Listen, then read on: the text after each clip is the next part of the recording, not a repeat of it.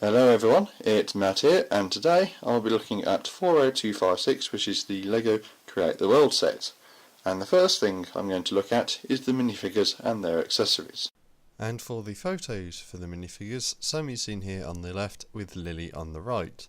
The combination of parts for these minifigures is unique, although the parts within the minifigures are not unique, with the torsos being seen in at least 5 to 7 minifigures, with the same number being said for the heads.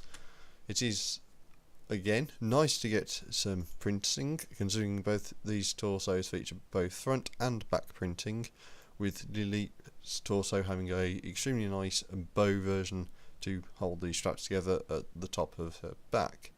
With regards to the accessories, these include a camera with a long focus lens, a suitcase, a smartphone and map, and the smartphone and map are printed 1x2 and 2x2 tiles respectively, as well as 2 life vests of the current modern type, although it is a shame to see these have not been changed yet to feature a larger hole around the neck area to adapt for a minifigure head. With the minifigures being looked at, let's now have a look at build number 1, which is the car. So the first vehicle you can build in the set is a car, and this has enough space for both Lily and Sam in it, and it looks to be a fairly well designed car, to be honest, considering the size. This is standard 4 wide, so the old style town or current sort of small city size, so it does fit in really well. It's got a nice sort of like imitation sort of roof, so it might be a collapsible roof section, or fold away roof, or it might even be a removable roof, depending on the car LEGO have actually based this on. So it looks like a really nice design, and it even has wing mirrors on the side, which are a really nice feature to get in this sort of scale. To see both of them in it, I'll just fit them in so you can see what that's like. So we have Lily driving at the front there, and then we can also fit Sam in at the back, like so. Make sure ponytail's not in Sam's face. So they do both fit in the car. It is, however, a little bit of a tight fit, and their luggage, if you like, would not fit in the car with them, because obviously you have the camera, the suitcase, 2 life jackets, and then the smartphone and the map as well. Now obviously to fit all of these accessories into the car means that either Sam's got to hold on to them, and they've got to be wearing their life vests, and even then you're still sort of tight on space, so not everything as an accessory will fit in the car while they're both in there. However, the car isn't the only model you can build in this set, and you can build a few others as well. Build 2 in the set is this diminutive helicopter, and there are a few issues to do with this sort of scale of things. The first one is obviously the fact the rotors are so tiny, so that realistically wouldn't generate enough lift to actually lift the helicopter up. Proportionally, it's kind of okay, and the fact that it reuses parts for other builds as well kind of fits in quite well with it. And you can actually fit both figures in here. There is space enough in the cabin for them. Unfortunately, there are no actual proper controls, only the grill piece. So if I lift this up, there's only that sort of grill piece there as any form of control for the sort of helicopter, so it doesn't look quite right when you've got a figure sitting in there and then just trying to get using that. So overall, I think this is actually the worst of the 3 builds, but let's have a look at the ship now, which is the final one. If the helicopter is the biggest out of the 3 builds, the speedboat here is the smallest. It still fits both of the figures in, so there is a space for 4 there, so the 3 can sit in quite comfortably, and I also believe it uses the smallest amount of parts as well, and it does feature sort of like an imitation outboard motor there. What I will say is it does seem a little bit strange, if you like, because there is a 1x4 plate here in town which is used for the convertible section on the car, and it's actually replaceable with a 1x4 in red that's actually included. So it does seem to be a bit weird that they've done that instead of having that in red as well.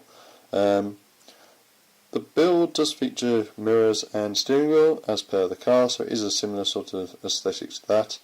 And that's pretty much about it. There's not exactly much to say about the speedboat. It does look, generally speaking, okay. The only other negative I'd say is the fact that if you flip this over, you can sort of see that the windscreen piece is actually over the sides of the sort of like boat there, but as a reuse of existing pieces within this set, I think this is actually a really good use of those parts. So let's move on to the next section, general thoughts. So to conclude then, which one is actually my favourite or the best one out of the three builds? And unsurprisingly, it's the car, making the best use of the pieces and actually looking fairly realistic and in keeping with the kind of old town 4-wide and city small vehicle 4-wide built sort of style as well. It's effectively, I think, the best use of parts for the set. The other assemblies, although great for storytelling or playing with, do leave a lot to be desired in terms of their use of parts. And to show you a point, these, with the exception of the life vests, which are here, which I'm going to put in the back there, so that is the car and the figures and the accessories. If I take these out of the picture, here, I think this is everything. These are the entire lot of parts which are not used for the car.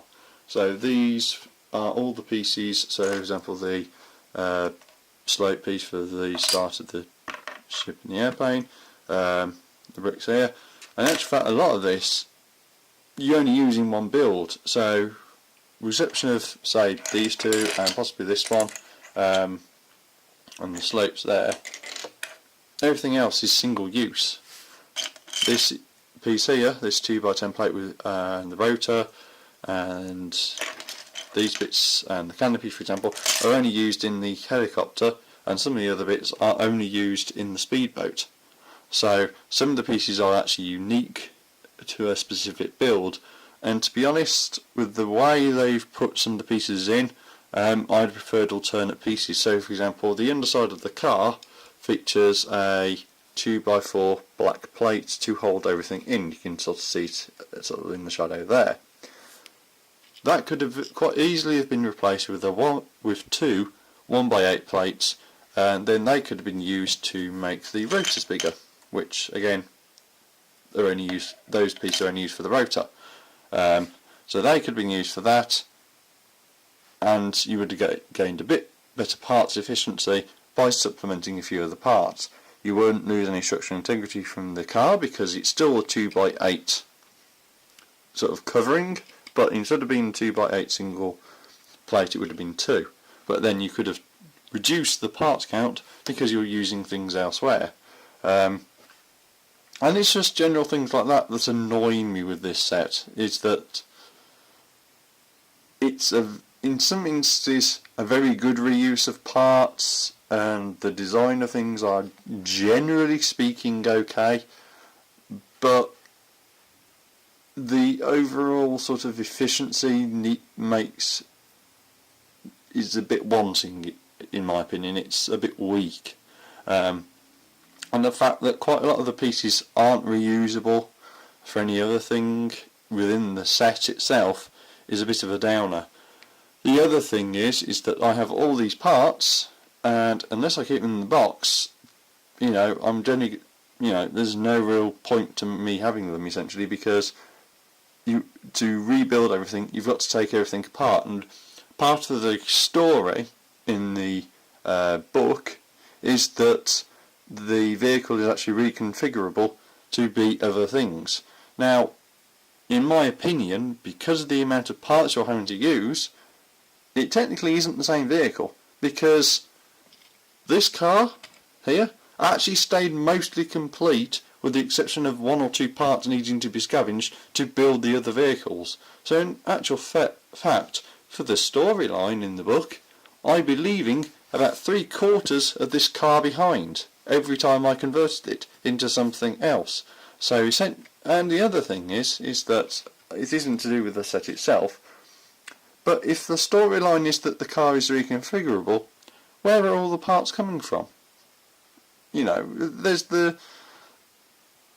you start asking one question, and then you start answering other questions with the set, and for the price of it, £8 or £6 if you can get it at a discount, if it was on sale, is alright, but as a set as a kid, you're probably okay with it, but from an adult's perspective, it's not as good a set as I would have expected it to be. So overall, I'd probably rate this a 6 out of 10. The car is probably the best build out of it, and the rest of it is okay, but essentially it's a bit of a parts pack. So anyway, that's my review of the Create the World set, and I'm Matt, and I'll see you in the next video.